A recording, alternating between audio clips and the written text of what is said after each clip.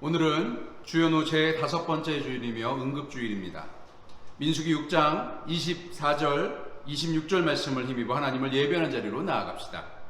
여호와는 내게 복을 주시고 너를 지키시기를 원하며 여호와는 그의 얼굴을 내게 비추사 은혜 베푸시기를 원하며 여호와는 그 얼굴을 내게로 향하여 드사 평강 주시기를 원하노라 할지니라 하라. 아멘.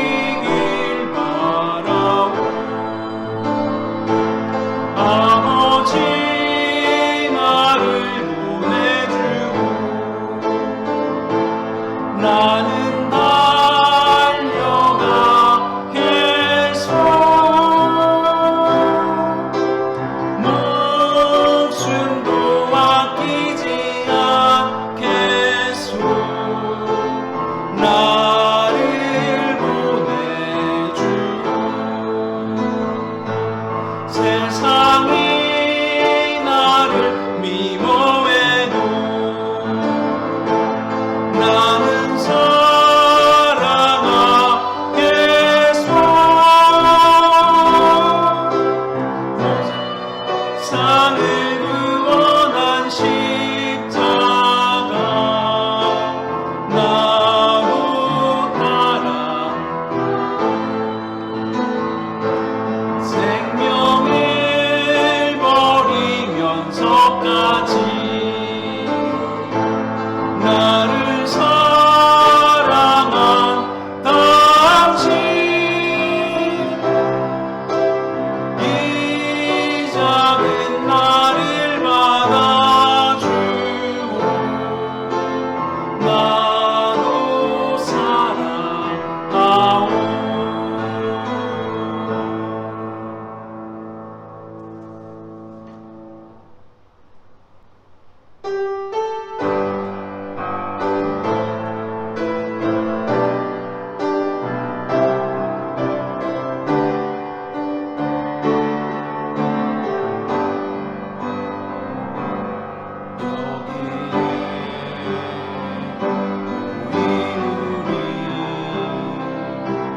주의 은총 받은 자여라. 주께서 이 자리에 함께 계심을 아노라. 언제나 주님만을 찬양하며 따라다니니 시험을 당할 때도 함께 계심을 믿노라. 이 믿음 더욱 굳세라. 주가 지켜주신다.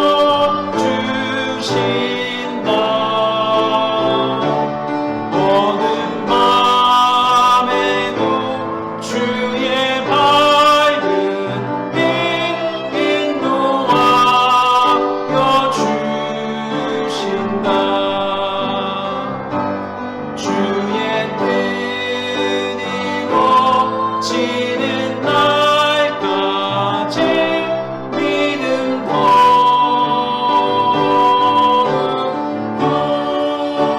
굳세라.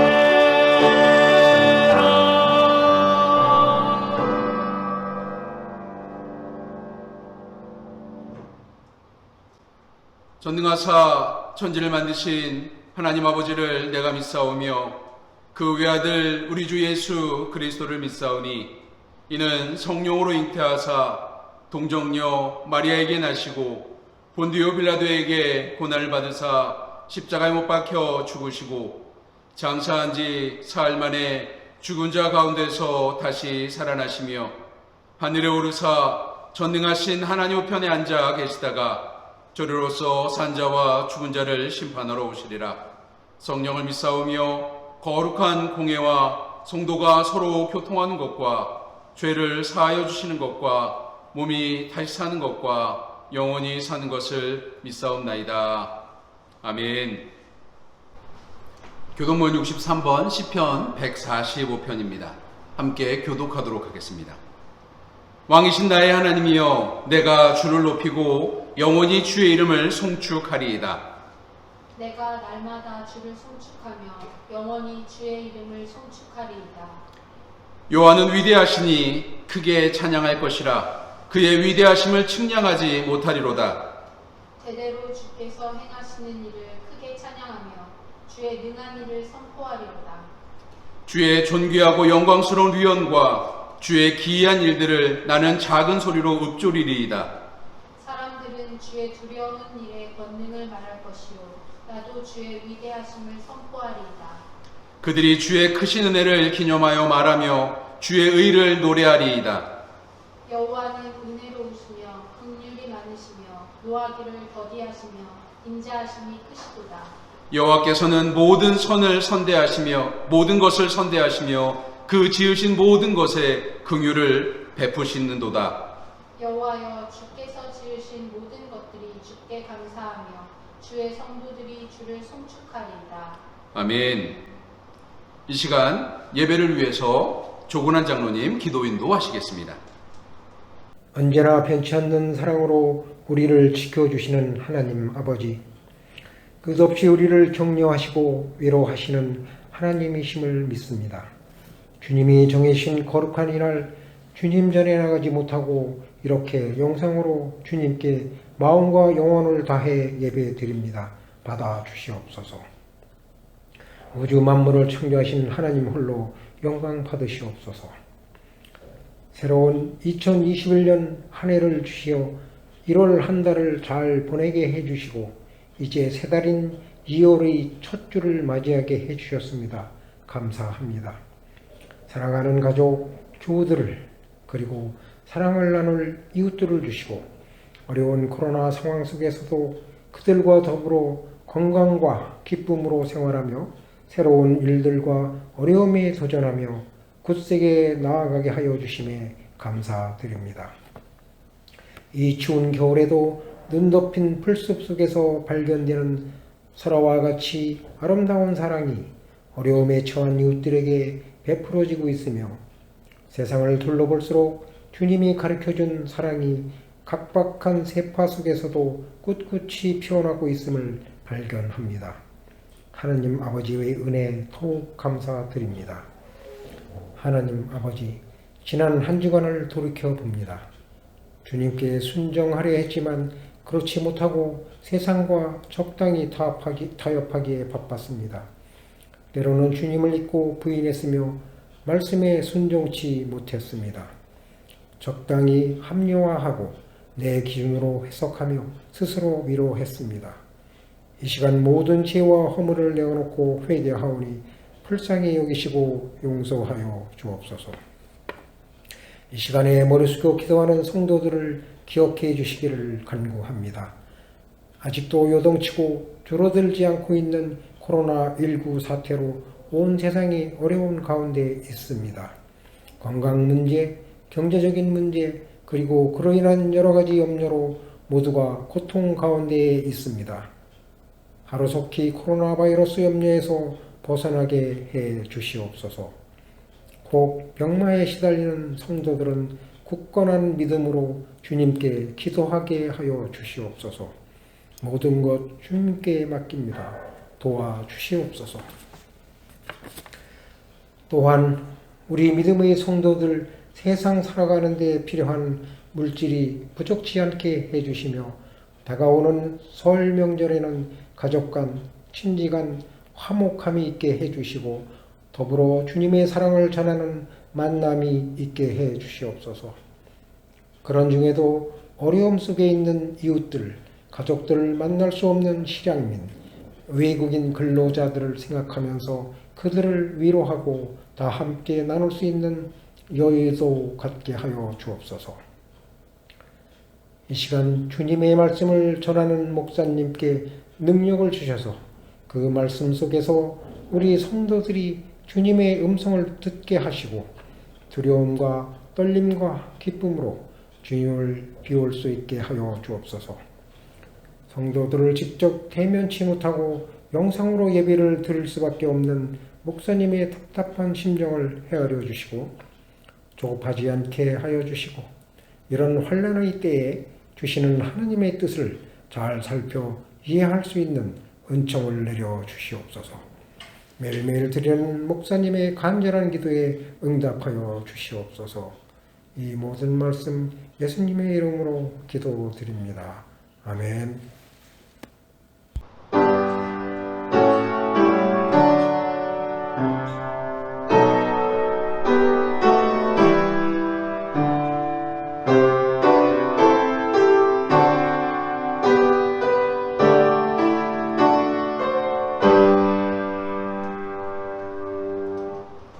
말씀 봉독하겠습니다. 고린도전서 9장 16절에서 23절까지 말씀 한 목소리로 같이 봉독하겠습니다. 내가 복음을 전할지라도 자랑할 것이 없음은 내가 부득불할 일임이라. 만일 복음을 전하지 아니하면 내게 화가 있을 것이로다. 내가 내 자의로 이것을 행하면 상을 얻으려니와 내가 자의로 아니한다 할지라도 나는 사명을 받았노라. 그런즉 내 상이 무엇이냐? 내가 복음을 전할 때 값없이 전하고 복음으로 말미암아 내게 있는 권리를 다 쓰지 아니하는 이것이로다. 내가 모든 사람에게서 자유로우나 스스로 모든 사람에게 종이 된 것은 더 많은 사람을 얻고자 함이라. 유대인에게 내가 유대인과 같이 된 것은 유대인들을 얻고자 함이요 율법 아래에 있는 자들에게는 내가 율법 아래에 있지 아니하나 율법 아래에 있는 자같이 된 것은 율법 아래에 있는 자들을 얻고자 함이요 율법 없는 자에게는 내가 하나님께는 율법 없는 자가 아니요 도리어 그리스도의 율법 아래에 있는 자이나 율법 없는 자와 같이 된 것은 율법 없는 자들을 얻고자 함이라.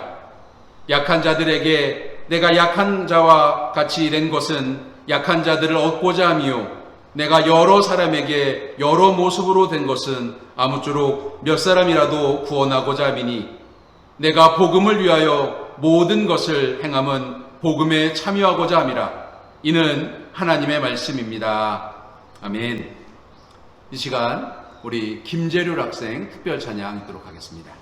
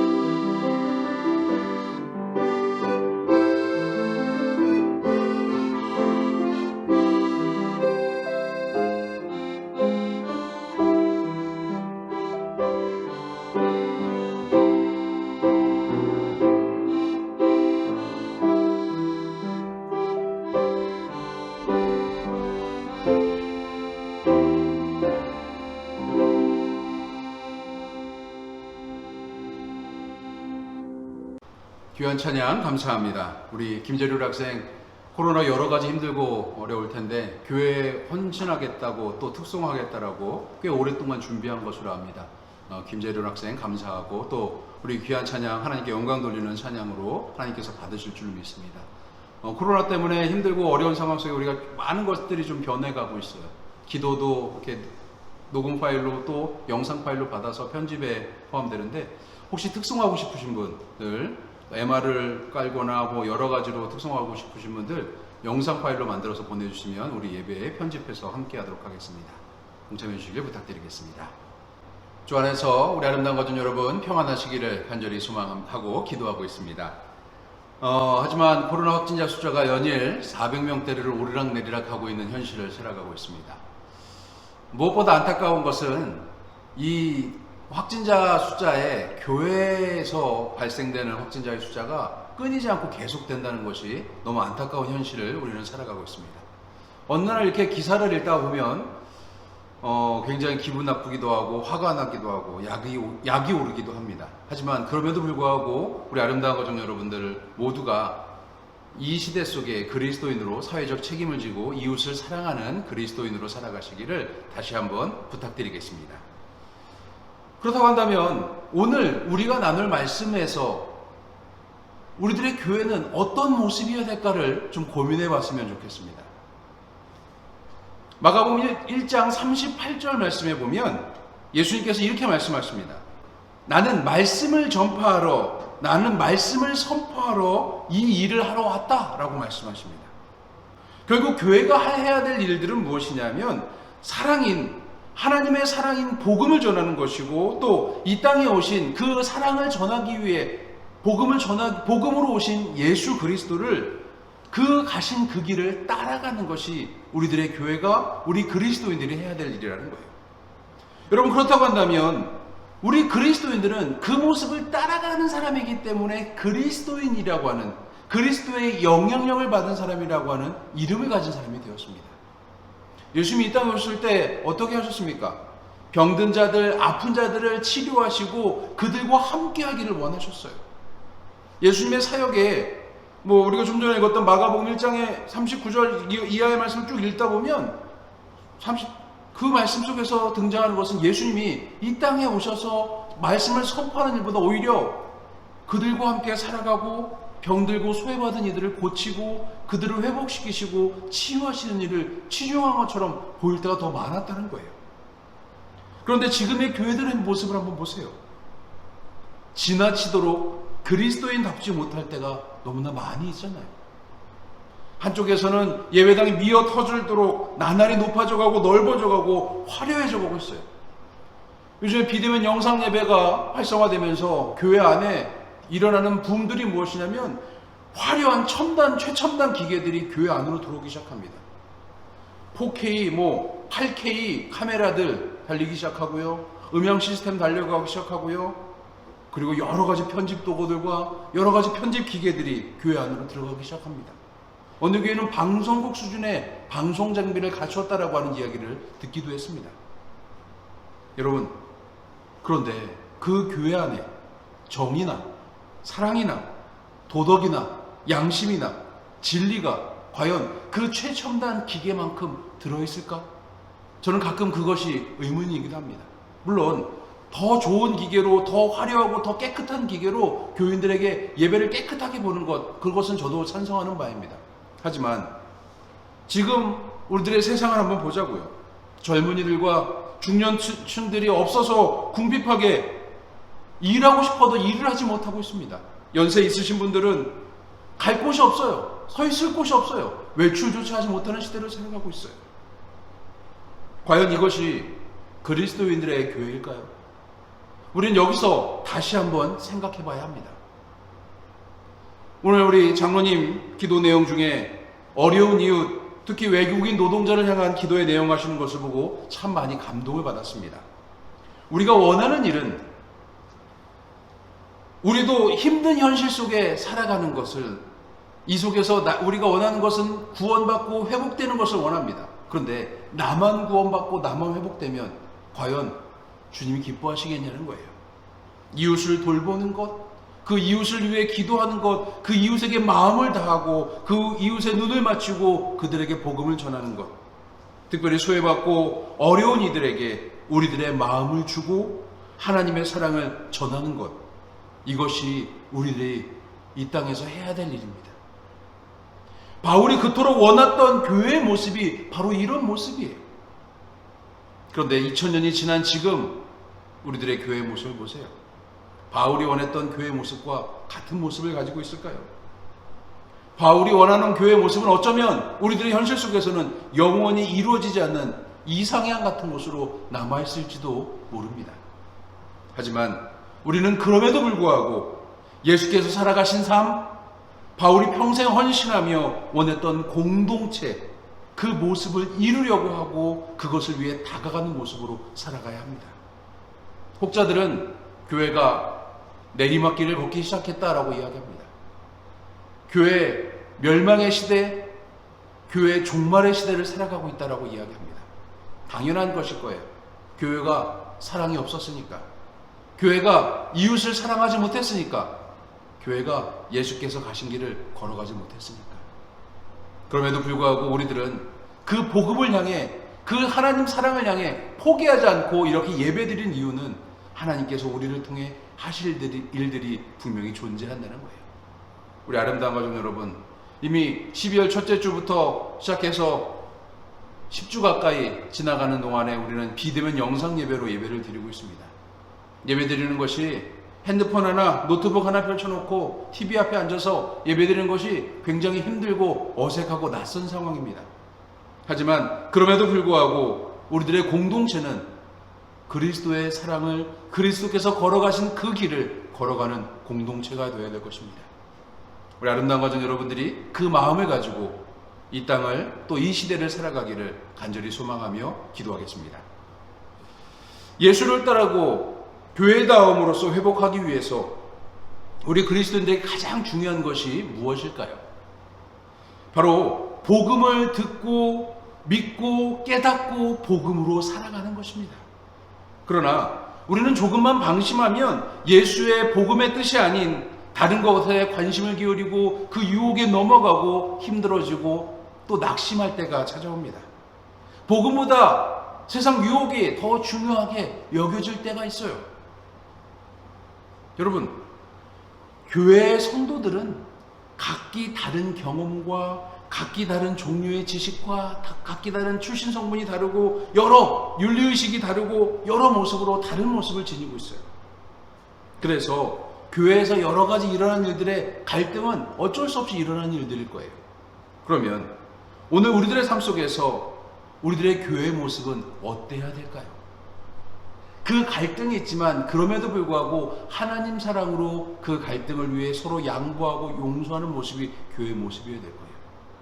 그리고 그 사람들이 교회에서 그 사랑의 경험을, 사랑의 현장을 또 서로 양보하는 모습을 경험한 이들이 세상에 나가 세상에서도 사랑으로 돕고 사랑으로 용서하고 양보하는 모습을 가지고 살아야 될 겁니다. 여러분, 이것이 바로 교회 공동체가 되어야 됩니다. 오늘 보면 18절 말씀을 제가 읽겠습니다. 그런즉 내 상이 무엇이냐? 내가 복음을 전할 때 값없이 전하고 복음으로 말미암아 내게 있는 권리를 다 쓰지 아니하는 이것이로다. 사도 바울이 그렇게 이야기합니다. 바울은 사명이라고 하는 그 사명을 받은 사람이라고 할지라도 자의, 내 뜻대로 그것을 사명을 감당하는 사람이라면 상이 있을 것이라고 말을 합니다. 그러면서도 이 사도 바울이 본인은 복음을 전하는 자들이 당연히 누려야 될 권리를 누리지 않고 있다는 것을 말씀하고 있습니다. 복음을 전하는 자가 당연히 누려야 될 권리, 이것이 무엇일까? 굉장히 고민되는 이야기더라고요. 그러다가 메시지 성경에서 그것에 대한 답을 찾았습니다. 여러분에게 값없이 메시지를 전하는 것이 즐거운 것입니다. 그러니 여러분은 나의 경비를 지불하지 않아도 됩니다. 여러분, 바울이 말하고 있는 게 뭐예요? 가르침을 받거나 유익을 구하면 사람들은 그 유익을 받을 때 값을 치르기를 원합니다. 경비를 대기 원합니다. 바울이 멀리서부터 고린도에 왔고 그 고린도에 교회를 세우고 그들에게 구원을 허락하고 복음을 증거해 줬잖아요. 복음으로 구원을 향해 나가는 길로 가기 위해 복음을 주었잖아요. 그 경비를 대지 않아도 된다는 것, 그것은 바울 자신이 값없이 받은 복음을 값없이 나누어 줬다는 거예요. 여러분, 우리 교회 공동체가 각기 다른 모습으로 왔어요. 갈등이 있어요. 어려울 수밖에 없어요. 한국교회 현실이 갈등이 있을 수밖에 없어요. 그런데 그것보다 더 중요한 것은 뭐냐면 복음이 그 갈등을 덮을 수 있어야 한다는 거예요. 한국교회 모습이 너무 안타까운 현실 속에 우리는 한국교회가 망할 것이다, 한국교회가 종말을, 한국교회 마침표가 왔다라고 하는 그 이야기로 낙심할 때가 많아요. 여러분, 그런데 중요한 것은 뭐냐면요, 복음이 교회를 덮는 순간 교회는 달라질 수 있다는 거예요. 바울에게는 복음보다 중요한 것이 없었습니다. 바울에게는 복음이 최우선순위였어요.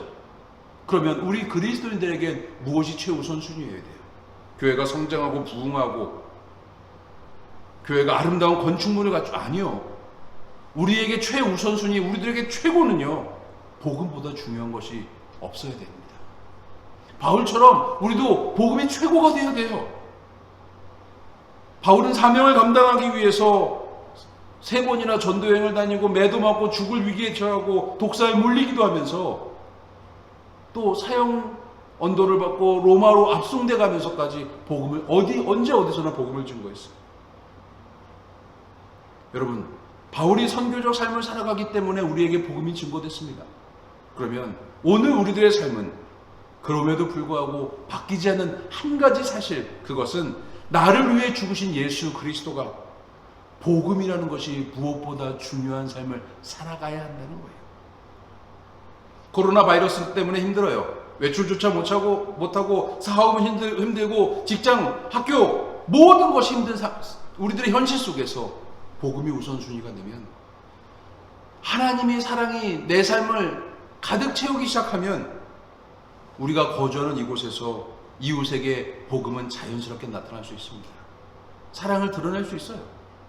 마스크를 쓰고 살아가는 삶 속에서 이웃과 만나는 그 모습에 서로 먼저 인사하고, 그리고 그 뒷모습을 보면서 기도하고, 지나갈 때마다 옆집 호수를 지나갈 때마다 그곳에 하나님의 사랑이 임하게 해달라고 복음을 선포하고, 또 그런 모습으로 이 땅에서 우리가 만나는 모두를 예수님처럼 대하는 것, 그것이 우리들의 사명인 거예요.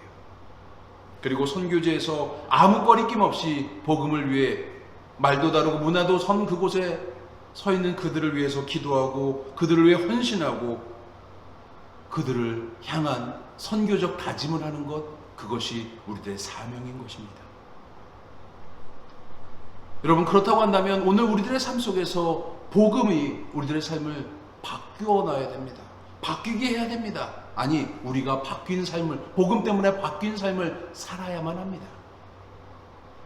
바울의 모습을 가만히 들여다보면 바울은 좀 오해를 많이 받은 사람이었던 것 같아요. 왜냐하면 유대인들이 바울에게 있어서 율법의 좋은 점을 전하지 않고 그저 믿으면 구원받는다는 쉬운 방법론을 전하는 것처럼 보였을 거예요.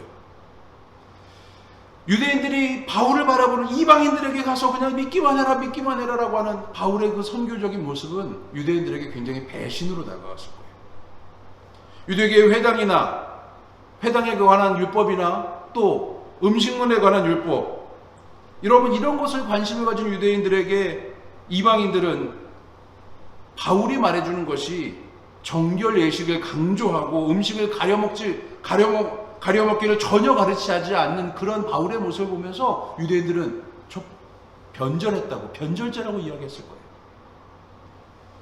또 어떤 성도들은 바울이 때마다 장소마다 약간 다른 답을 하는 것을 보면서 아쉬워하기도 하고 답답하기도 했을 겁니다.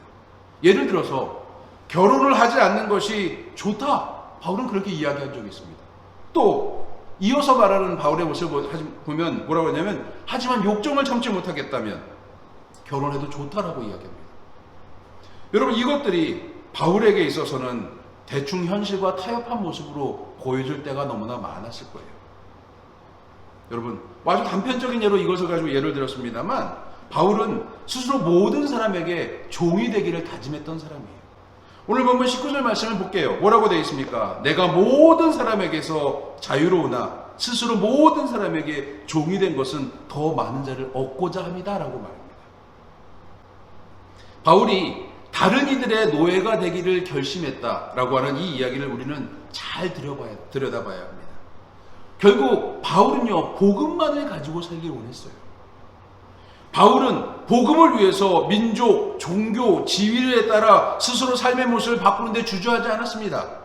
그리고 문화적인 차이, 종교적인 차이, 지위의 고하, 또 여러 문화와 상황에 따라서 삶의 모습을 이해하고 그것에 맞추어서 복음을 전하기만을 원했습니다.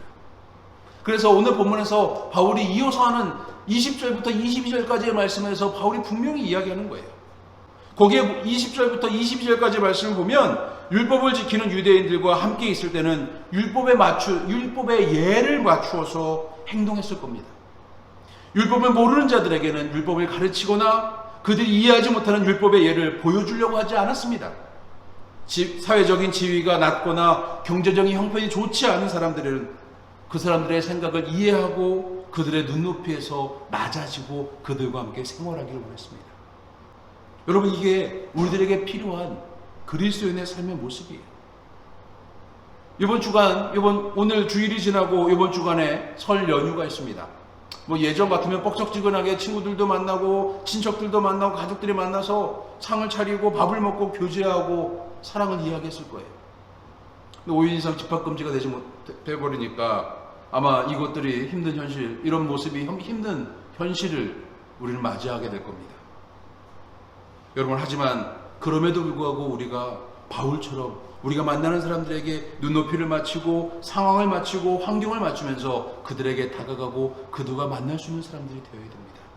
화상으로라도 전화통화라도 만나는 가족들에게 내가 너를 사랑한다, 내가 너를 위해 기도하고 있다 라는 것을 이야기해주고 그것에 대해서 강요하지 않고 언제까지나 이해하고 낮아지고 섬기고 사랑하는 모습이 되어야 할 것입니다. 저는 바울의 이 모습을 보면서 바울이 가지고 있던 복음의 편만함이라는 것이 무엇인지 깨달았어요. 편만함이라고 하는 말이 뭐예요? 세상에 고르게 퍼져서 모든 곳에 가득 차는 것이 편만함이라고 하는 것이잖아요. 여러분, 우리 주변에 그런 것들이 존재합니다. 복음이 우리들 주변에 그렇게 다가온 거 우리들 눈에 보이지 않죠. 햇볕이 바로 그런 모습이잖아요. 햇볕이 편만하게 온 세상을 비추잖아요. 만약에 건물이나 여러 가지 장애물 때문에 그늘이 지거나 그런 모습이 되면 햇볕은요, 하나님이 주신 그 빛은요, 그늘진 곳이 존재하길 원치 않는 것 같아요. 그래서 우리가 보기엔 해가 위치가 바꾸는 것처럼 보이는 지구의 자전을 통해, 공전을 통해 모든 곳에 햇볕이 비추게 만드는 거잖아요. 지구의 자전과 공전을 통해 모든 것에 햇볕이 비추기 원한다. 여러분, 이것이 복음의 모습이 되어야 합니다. 상황과 환경에 따라서, 계절에 따라서, 날짜에 따라서 햇볕의 모습과 모양이 조금 다를 수 있어요. 햇볕의 양이 조금 다를 수 있어요. 하지만 늘 햇볕은 우리들 주변에서 우리를 비추고 있습니다. 하나님의 사랑이 우리들 상황 속에 내 삶을 가득 덮고 있어요. 내 삶을 채우고 있어요. 그러면 우리가 지구가 돼서 그 하나님의 사랑을 이웃에게 공전하고 자전하는 늘 바뀌는 모습으로 그들에게 다가갈 수 있어야 돼요. 그들을 이해하기 위해서, 그들을 사랑하기 위해서, 그들을 섬기기 위해서 그렇게 다가갈 수 있어야 된다는 겁니다. 그리고 사랑받지 못하는 이들을 향해서 우리들을 통해 하나님 사랑이 보여질 수 있어야 한다는 거예요. 우리들 주변에 이방인들, 나그네들, 외국인 노동자들, 아프고 힘든 이들, 소외받고 또 낙오된 이들을 향한 우리들의 마음이 아니라 하나님의 마음을 그들에게 보여줄 수 있어야 한다는 겁니다. 우리 아름다운 가족들이 바울처럼 그리스도인의 사명인 복음을 이웃에게 전하는 성도들이 되기를 주님의 이름으로 간절히 소망합니다.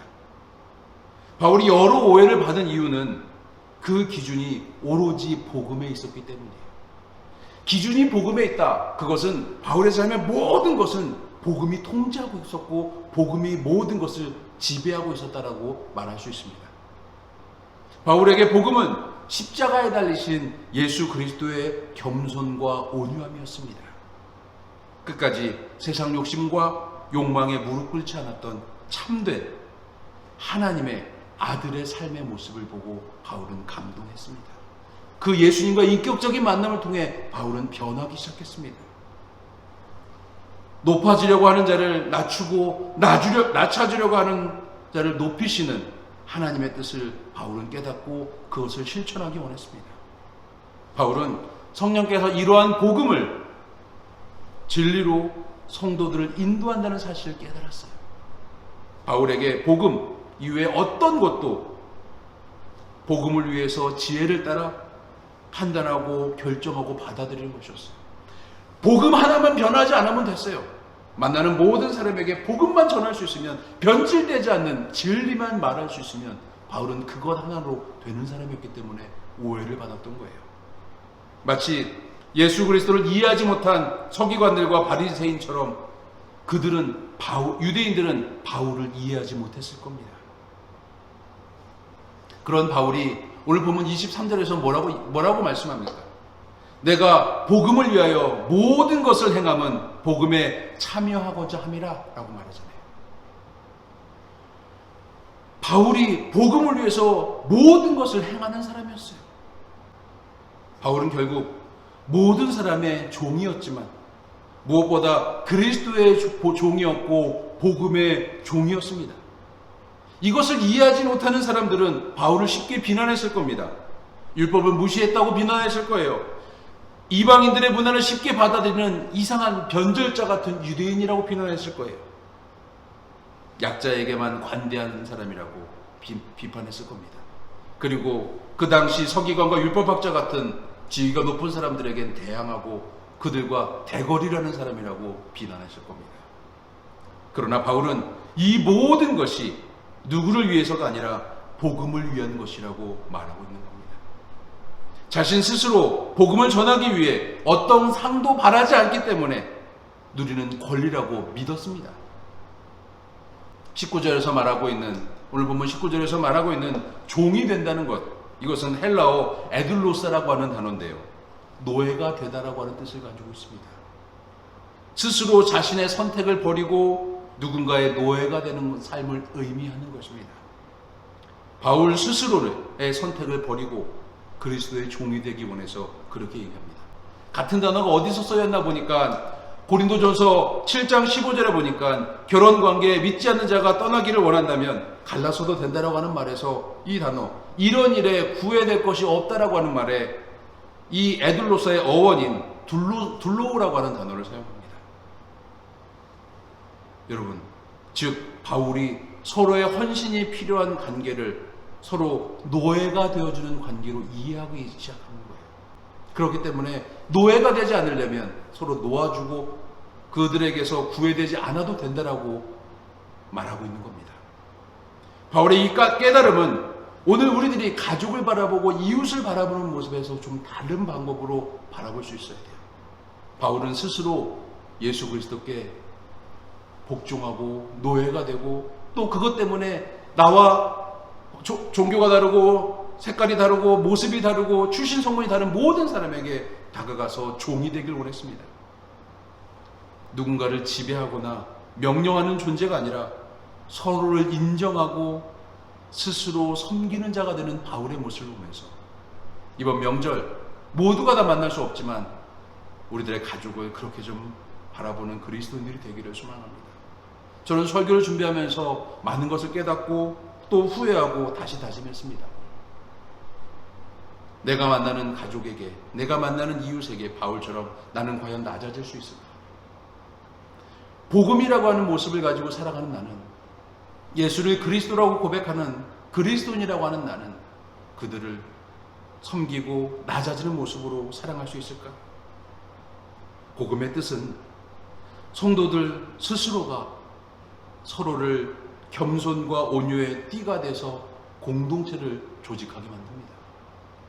그리고 성령의 인도를 믿고 복음의 기초를 따라 판단하고 교회를 세워가는 모습이 되어야 합니다. 복음보다 앞서는 것이 있다면 그것이 내 고집이 아닌지 생각해 볼 필요가 있습니다. 죄송합니다. 스스로 고정관념에서 비롯된 헛된 신념은 아닌지 돌아볼 필요가 있습니다.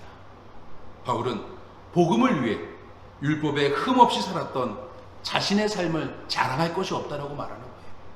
바울은 한 번도 율법에서 벗어난 적이 없었던, 어찌 보면 굉장히 스탠다드적이고 FM적인 유대인이었을 거예요. 그럼에도 불구하고 복음을 위해 이 모든 것을 버리는 사람이 됐습니다. 복음만 있으면, 예수가 그리스도란 하나님 사랑만 있으면 된다라고 바울은 말하고 있습니다. 우리는 복음의 진리 앞에서 바로 서서 깨닫고 실천하는 교회를 세워가고 그리스도인들이 되어야 합니다. 지금 이 시대 하나님이 나를 그리스도인으로 부르신 이유가 무엇인가? 코로나라고 하는 재앙의 시대 속에, 심판의 시대 속에 하나님 우리를 심판하기 위해서, 재앙에 세워놓기 위해서 보내셨을까요? 아니에요. 코로나는 재앙도 아니고 심판도 아닙니다. 하나님 나라를 향한 우리의 본성을 회복시키는 하나님의 돌이킴이 되어야 됩니다. 이 코로나 속에서 우리는 하나님을 발견하고 우리가 제대로 된 그리스도인들이 되고 하늘을 향해 가는 그리스도인들이 되어야 되고, 우리들의 공동체인 아름다운 교회는 다시 새로워져서 이웃을 사랑하고 이 땅 가운데 하나님 사랑을 전하는 공동체가 되어야 됩니다. 그리스도인은 우리에게 값없이 주어진 복음을 사랑하고 나를 사랑하시는 주님을 바라보는 성도들이 되어야 됩니다. 그렇기 때문에 우리는 복음 때문에 할 수 있는 일이 있어야 합니다. 이사야서 40장 31절에 보니까 이렇게 말씀합니다. 오직 여호와를 앙망하는 자는 새 힘을 얻으리니 독수리가 날개치며 올라갈 같을 것이요 다른 박질하여도 곤비하지 아니하겠고 걸어가도 피곤하지 아니하리로다. 여러분, 이 어려운 시기에 하나님 우리를 그리스도인으로 세우신 것, 그리스도인으로 부르신 주님께서 우리를 소진시키고 소모시키기 위해서 이 땅에서 우리를 그리스도인으로 부르셨을까요? 아니에요.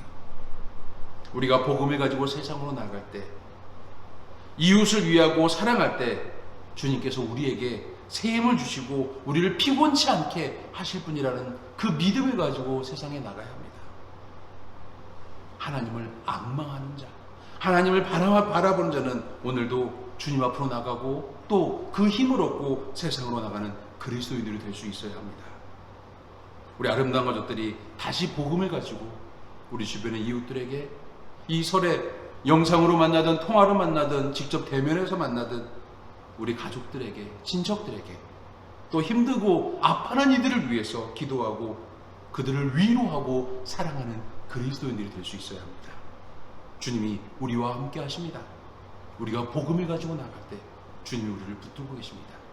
바울이 그렇게 말할 수 있었던 모든 것, 복음이 있었기 때문에 가능한 것이라는 것을 믿고 오늘도 이 땅에서 그리스도인답게 부르심에 맞게 헌신하며 순종하며 사랑하고 이웃을 위로하는 우리 아름다운 가족들 모두가 되기를 주님의 이름으로 간절히 축원합니다. 하나님 감사합니다. 이번 주간엔 민족 고유의 명절인 설날이 있습니다. 하지만 우리는 여전히 5인 이상 집합금지로 가족을 만날 수 없는 현실에 있습니다. 하나님, 우리에게 새 힘을 주시옵소서. 우리가 만나는 모든 이웃과 가족과 친척들에게 복음을 증거하고 사랑하고 그들을 주님처럼 사랑하며 헌신하고 낮아지는 성도가 되기 원합니다. 복음을 가지고 나갑니다. 이 땅 가운데 우리가 곤비치 않게 하시고 넘어지지 않게 하시고 새 힘을 주셔서 지혜를 주셔서 이 땅에서 쓰임받는 그리스도인으로 사용되게 하여 주옵소서. 모든 말씀 예수님의 이름으로 간절히 기도드렸습니다. 아멘. 찬송가 354장 함께 찬송하겠습니다.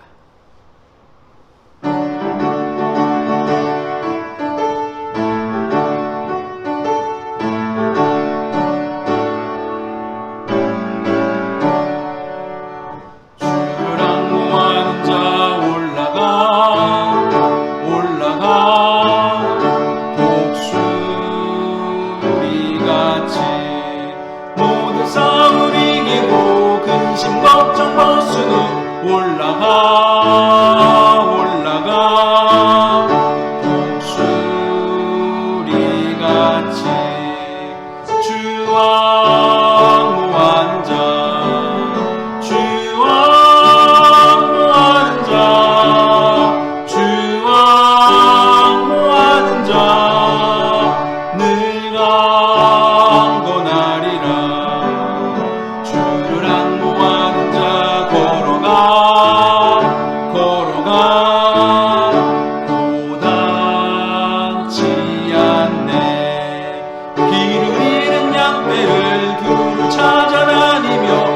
걸어가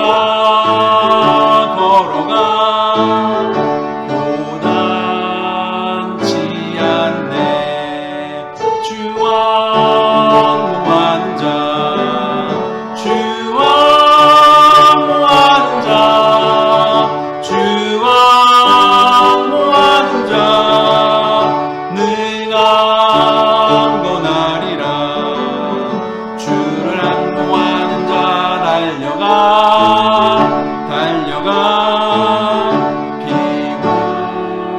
피곤치 않네. 전성문을 향하여 멸류관을 얻도록 달려가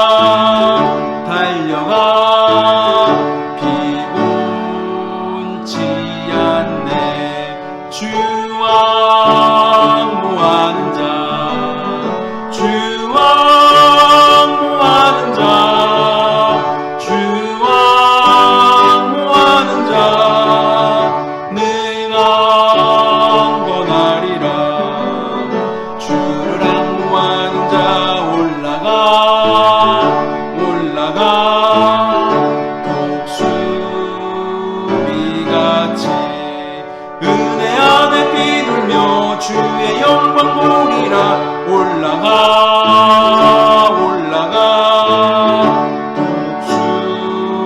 독수리같이 주와 무하는 자 주와 무하는 자 주와 무하는 자 능한 건 아리라. 주님, 이 세상을 살아갈 때 물질이 필요합니다. 그러나 물질을 주인 삼지 않게 하시고 물질을 주신 주님을 주인 삼게 하여 주옵소서.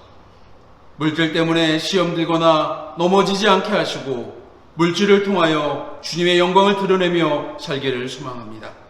또한 우리에게 복음이라고 하는 사명을 주신 하나님, 그 복음 가지고 세상으로 나갑니다. 설 명절 가족과 이웃과 함께하기 원합니다. 우리에게 새 힘을 주시고 곤비치 않게 하시고 우리를 붙들어 주옵소서. 늘 주의 영광이 우리를 붙들어 주시기를 소망하며 예수님의 이름으로 기도드렸습니다.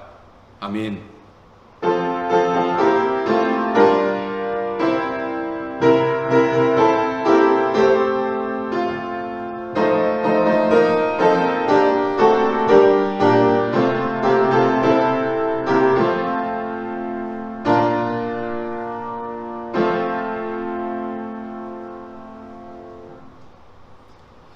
우리 가족 간에 인사하겠습니다. 복음을 들고 살아가는 그리스도인 됩시다. 복음을 들고 살아가는 그리스도인 됩시다. 2월 첫 번째 주일입니다. 사명으로 세워지는 달, 사명을 세워가는 달 2월을 맞았습니다. 이웃을 진심으로 사랑하면서 그 사명을 감당하는 우리 아름다운 가족들 되시기 바랍니다. 예배, 기도, 말씀으로 사명을 굳건히 세워가는 우리 아름다운 가족들 되기를 소망합니다. 원칙상으로 보면 오늘 2월 첫 번째 주일은 성찬 주일입니다. 하지만 우리가 성찬을 하지 못한 지가 1년이 됐습니다. 오늘로 딱 2월 첫 번째 주일 1년이 됐는데 이렇게 좀 표현하고 싶습니다. 거룩한 금식에 동참해 주시기 바랍니다. 성찬은 주님의 몸과 피를 함께 떼는, 우리가 직접 떼고 직접 마시는 공동체 안에 거룩한 행동입니다. 뭐 이것을 요즘에 온라인으로 한다 뭐 이렇게 얘기합니다만, 저는 그게 뭐 바르다 뭐 그르다를 떠나서 행동을 같이 하는 것이, 참여하는 것이 중요하기 때문에 다시 성전에 모여 우리가 주님의 몸을 떼고 피를 나눌 때까지 거룩한 금식을 한다라고 생각하면서 또 다시 모여 예배하고 하는 날들을 사모하는 그리스도인으로 살아가시기를 바라는 마음에서 거룩한 금식이라고 이름했습니다. 우리 이 거룩한 금식에 동참해 주시기 바랍니다. 이번 주 목, 금, 토 3일간은 우리가 설 연휴로 지킵니다.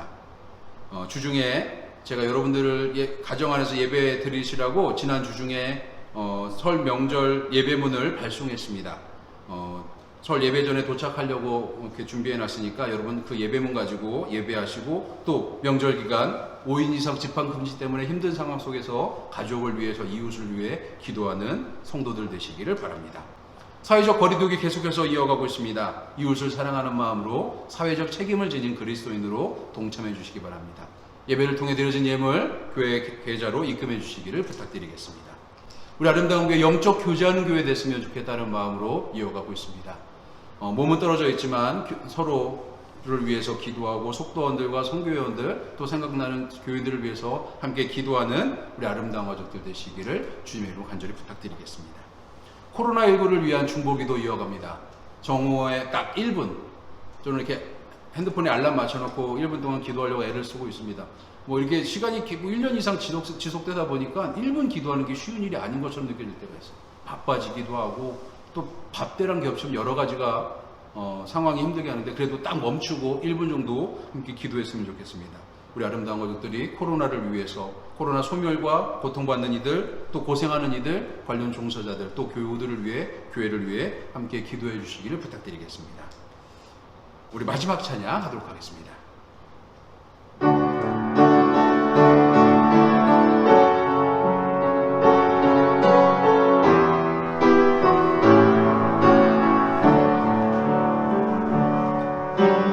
아침 안개 눈앞 가리네 나의 약한 믿음은 심사일 때 부드럽게 다가온 주의 음성 아무것도 염려하지 마라 빗줄기에 바위 패이네 나의 작은 소망 사라져갈 때 고요하게 들리는 주의 음성 내가 너를 사랑하노라 외로움과 방황 속에서 주님 앞에 나아갈 때에 위로하시는 주님 나를 도우사 상한 나의 마음 감싸주시네 십자가의 보혈로서 주의 크신 사랑 알게 하셨네 주님께 감사하리라 언제나 주님께 감사해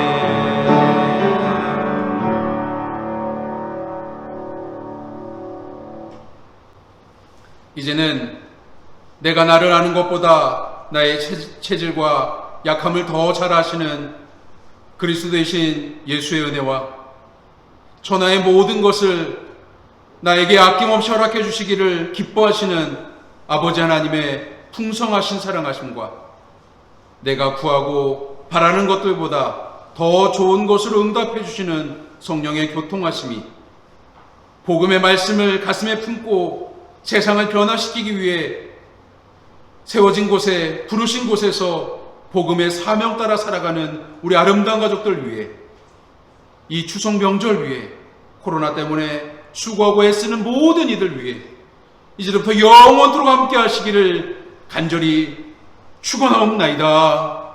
아멘.